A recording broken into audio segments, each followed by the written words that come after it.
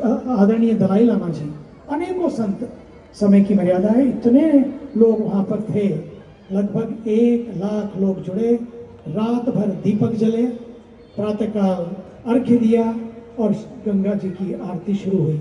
अब वो आरती का स्वरूप ऐसा बना कि इनक्रेडिबल इंडिया में उसका नाम आया। और शाम को सवेरे बाबा के दर्शन, विश्वनाथ बाबा, और शाम को माँ गंगा के तट पर गंगा जी की वो आरती आज भी होती है। उसका नाम भी था परमार्थ गंगा सेवा निधि।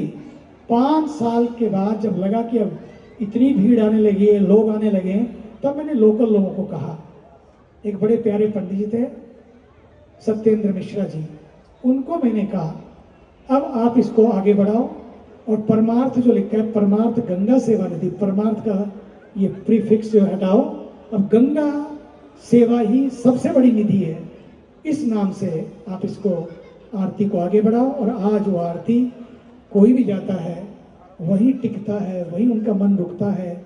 और इसके बाद तो पूरे देश में और पूरे, अब तो जब हमारे गोवा के मुख्यमंत्री आए, बोले आश्चर्य की बात यह है, प्रिंसिपल सेक्रेटरी मेरा है, वो मेरा प्राइवेट सेक्रेटरी, और उसने कहा कि गोवा में, लेकिन मैं शादी करूंगा गंगा के तट पे।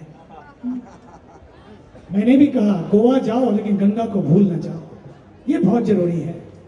तो गोवा में मुख्यमंत्री के सचिव, उनकी वजह से उनको सबको यहाँ आना पड़ा। अब उन्होंने यहाँ कर देखा तो मैंने उनको आइडिया दिया, क्यों ना गंगा गोवा के तट पर गंगा आ जाए, वहाँ भी समुद्र के तट पर आरती हो।